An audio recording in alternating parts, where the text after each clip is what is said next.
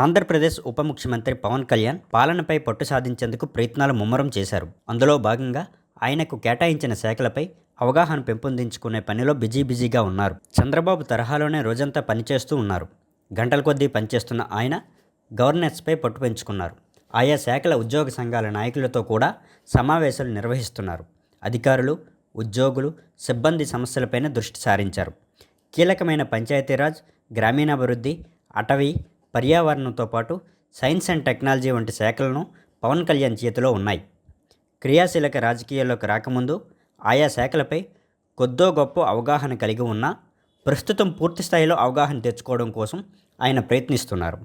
కీలకమైన అంశాలు, నిధుల కేటాయింపులు, ఖర్చులు, ప్రధానంగా అమలు చేయాల్సిన కార్యక్రమాలు, ప్రస్తుతం ఎలాంటి పనులు జరుగుతున్నాయనే అంశాలను తెలుసుకోవడంపై ఆయన దృష్టి సారించారు. లోతుగా అధ్యయనం చేసే దిశగా అడుగులు వేస్తున్నారు. కొత్తగా ఎలాంటి కార్యక్రమాలు చేపట్టాలనే దానిపైన అధికారులతో చర్చలు జరుపుతున్నారు. అందులో భాగంగా శాఖల వారీగా సమీక్ష నిర్వహించేందుకు ఆయన శ్రీకారం చుట్టారు. ప్రతి శాఖలో ఎన్ని విభాగాలున్నాయి, వాటి ద్వారా జరిగే ఎలాంటి కార్యక్రమాలకు అమలవుతున్నాయి, అధికారులు ఎంతమంది ఉన్నారు, ఇతర ఉద్యోగ సిబ్బంది ఎంతమంది ఉన్నారనే అంశాలపైన ఆయన దృష్టి పెట్టారు. ప్రతి శాఖకు సంబంధించిన కార్యక్రమాలపైన పవర్ పాయింట్ ప్రజెంటేషన్ ఇచ్చే విధంగా అధికారులకు ఇప్పటికే ఆదేశాలు ఇచ్చారు. ప్రాథమికంగా పవన్ కళ్యాణ్ తన మనసుకు నచ్చిన శాఖలు కావడంతో ఆయా అంశాలపై సులువుగానే అవగాహనకు వస్తున్నారని అధికారిక వర్గాలు చర్చించుకుంటున్నాయి. డిప్యూటీ సీఎం పవన్ కళ్యాణ్ స్వచ్ఛంద్ర కార్పొరేషన్పై సమీక్ష నిర్వహించారు. ఈ సమావేశానికి ఎండీతో పాటు ఇతర అధికారులు, ఇంజనీర్లు హాజరయ్యారు. స్వచ్ఛంద్ర కార్పొరేషన్లో ఎలాంటి కార్యక్రమాలను చేపడుతుందనే దానిపై చర్చించారు.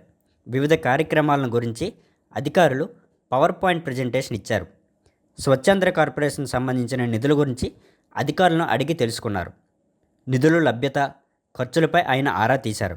గత 5 ఏళ్ల కాలంలో చేపట్టిన పనుల గురించి అడిగి తెలుసుకున్నారు. గత 5 ఏళ్ల కాలంలో కేంద్రం విడుదల చేసిన 1066 కోట్లు ఏమయ్యాయని అధికారులను ప్రశ్నించారు. కేంద్ర ప్రభుత్వం అయితే నిధులు విడుదల చేసిందని, అయితే రాష్ట్ర ప్రభుత్వం ఆర్థిక శాఖ ఆ నిధులను మంజూరు చేయలేదనే విషయాన్ని పవన్ కళ్యాణ్ దృష్టికి అధికారులు తీసుకువెళ్లారు. గ్రామీణ నీటి సరఫరా, పంచాయతీరాజ్, ఇంజనీర్ల విభాగాల అధికారులతో ఆయన సమీక్ష నిర్వహించారు. 15వ ఆర్థిక సంఘ నిధులు ఏమయ్యాయని, జలజీవన్ మిషన్ వంటి పలు కేంద్ర పథకాలు అమలుకు సంబంధించిన రాష్ట్ర ప్రభుత్వం కేటాయించాల్సిన మ్యాచింగ్ గ్రాంట్ వివరాలను గురించి కూడా ఆరా తీశారు. రాష్ట్ర ప్రభుత్వం కేటాయించాల్సిన మ్యాచింగ్ గ్రాంట్ నిధుల గురించి సమగ్రమైన వివరాలు ఇవ్వాలని ఆదేశించారు.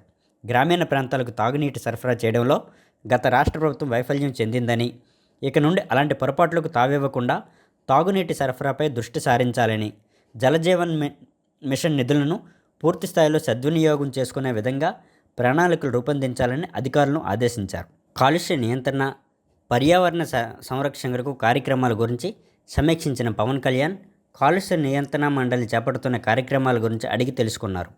పొల్యూషన్ ఆడిట్ పైన కూడా ఆరా తీశారు. తాను ఒక ప్రభుత్వ ఉద్యోగి కొడుకునని, 1వ తారీఖున జీతం రాకపోతే ఎంత కష్టంగా ఉంటుందో తనకు తెలిసినని, గత ప్రభుత్వం భయపెట్టినట్లుగా తాము చేయమని, భుజం కాస్తామని హామీ ఇచ్చారు.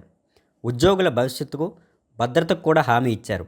ఈ 5 ఏళ్ల కాలంలో పంచాయతీలను పటిష్టం చేసేందుకు కృషి చేస్తానన్నారు. దీనికి అందరి సహాయ సహకారాలు, సూచనలు కావాలని కోరారు.